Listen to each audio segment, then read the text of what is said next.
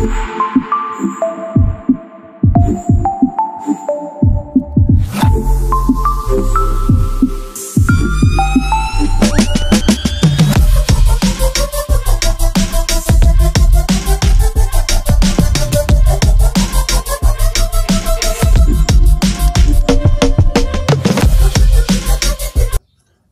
m'appelle Yannick Afoumoua. Je suis un acteur politique en République démocratique du Congo.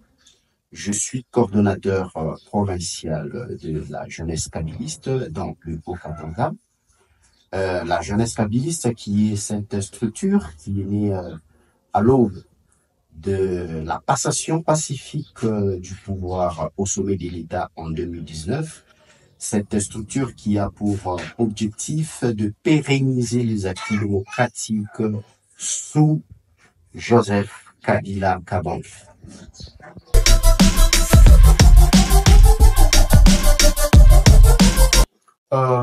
Monsieur le journaliste, il faut dire que c'est une mauvaise analyse.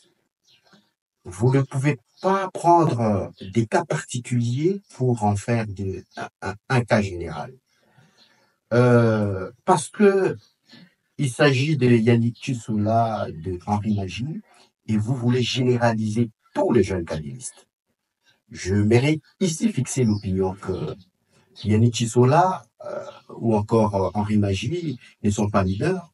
C'est de grandes personnes qui agissent selon leurs aspirations, selon leurs responsabilités. C'est une aberration de dire que tous les jeunes kabilistes aujourd'hui partisent avec Corneille Nangaa, qui du reste, son combat, il est mieux placé pour le justifier. Donc, c'est une analyse erronée de dire que tous les jeunes kabilistes partisent avec Corneille Nangaa, et nous sommes de ceux qui prônent la démocratie. Et même si il faut prendre ou reprendre le pouvoir, nous le ferions par des voies démocratiques. Donc, taxer ou traquer les jeunes kabilistes, soi-disant qu'ils seraient de mèche avec Corneille Nangaa, c'est erroner l'analyse. Alors, il faut tout de suite conclure que c'est un aveu d'échec.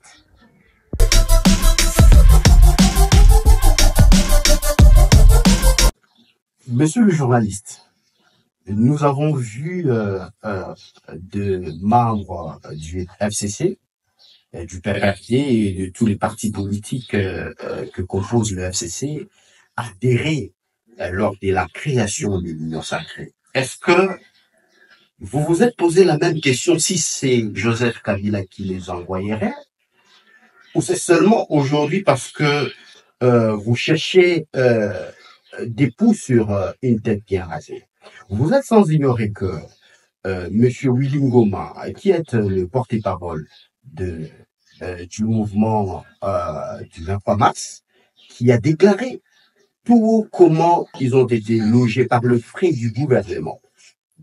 Il y a même une sortie médiatique du président de la République qui chargerait en son temps son ministre de l'Intérieur, M. Kangondé, soi-disant qu'il serait la personne intellectuelle à charge du mouvement M23. Alors, chercher des coups sur une tête bien rasée serait peut-être provoquer la colère ou la clameur publique.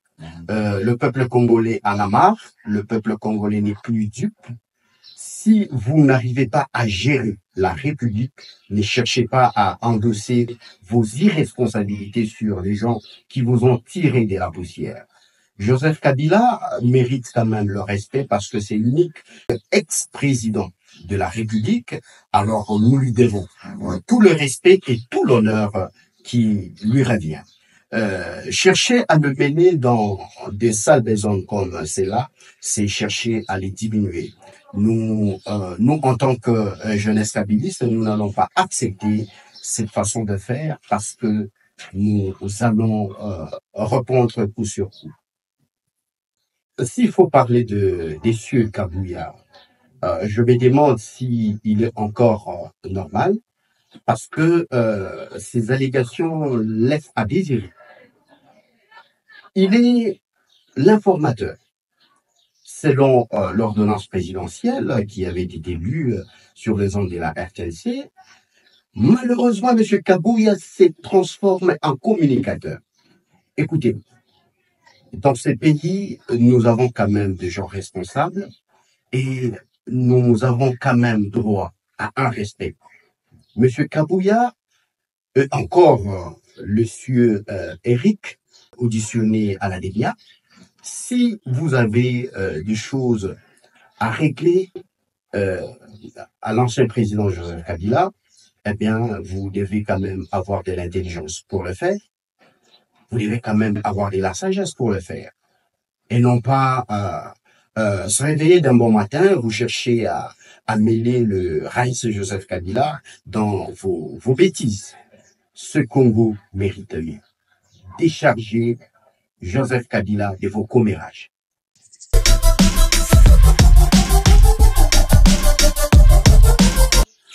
Messieurs les journalistes, il faut dire que naturellement, Monsieur Kabila, Raïs Joseph Kabila, c'est un homme taiseux. Un homme d'État, il n'est pas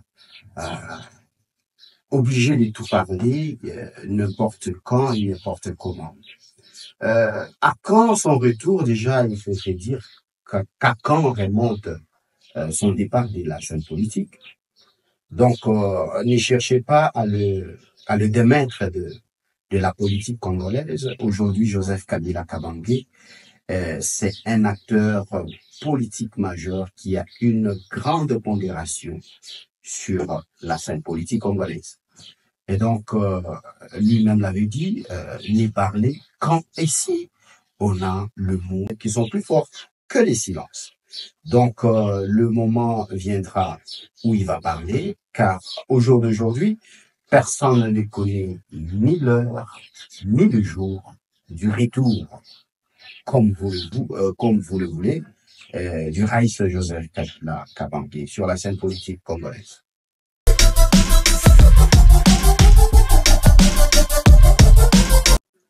Monsieur le journaliste, Joseph Kabila, c'est l'homme le plus passionné de la RDC. Je vous ramène dans l'histoire politique congolaise. En 2001, lorsqu'il prend le pouvoir, après l'assassinat ignoble de son père Laurent Désiré Kabila, d'heureuse mémoire, il a trouvé ces pays déchirés.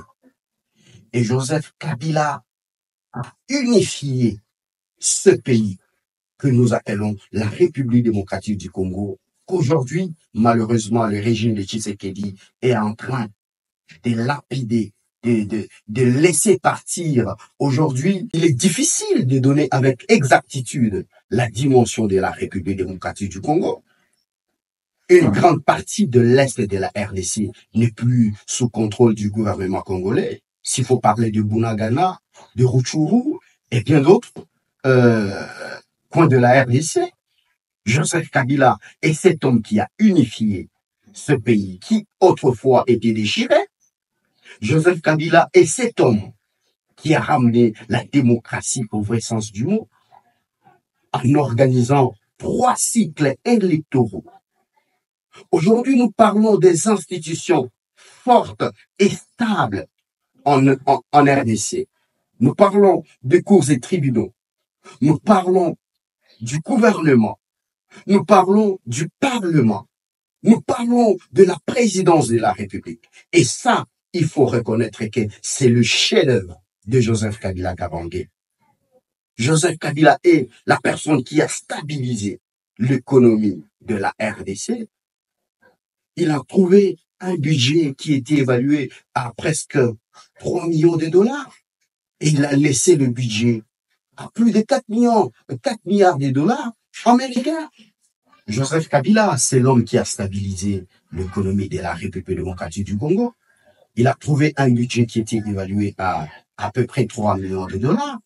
Et il a laissé un budget de plus de 4 milliards de dollars, avec une réserve d'échange de plus de 2 milliards de dollars que le régime Tshisekedi a dilapidé. Aujourd'hui, nous pouvons conclure que Joseph Kabila, c'est l'homme selon le cœur des dieux pour la RDC. Joseph Kabila, c'est l'homme le plus passionné de la RDC.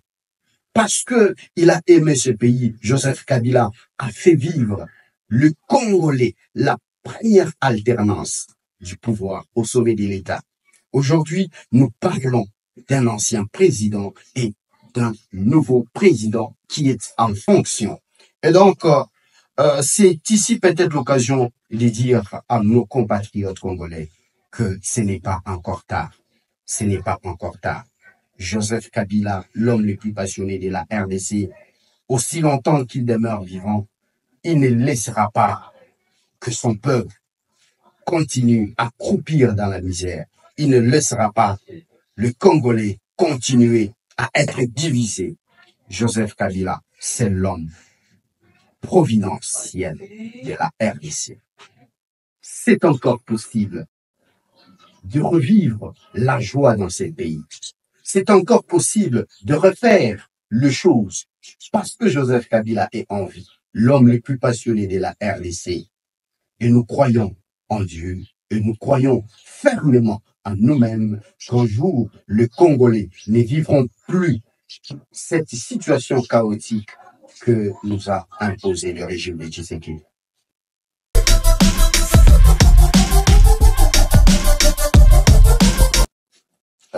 Messieurs les journalistes, il faut noter en définitive que le jeune kabiliste ne sont ni de près ni de loin avec Monsieur Nanga, qui du reste, l'AFC, c'est une organisation à part entière, au même titre que la jeunesse kabiliste.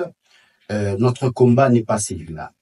La jeunesse kabiliste est cette branche de Joseph Kabila qui puise ses origines dans les nationalismes et l'attitude que devra prendre le jeune kabiliste de la province du Katanga d'une manière particulière et ceux de la République démocratique du Congo en général, c'est de demeurer résistants, résilients face à ce régime qui a tout échoué et qui cherche à justifier sa mauvaise gestion ou son incompétence sur les dos des autres.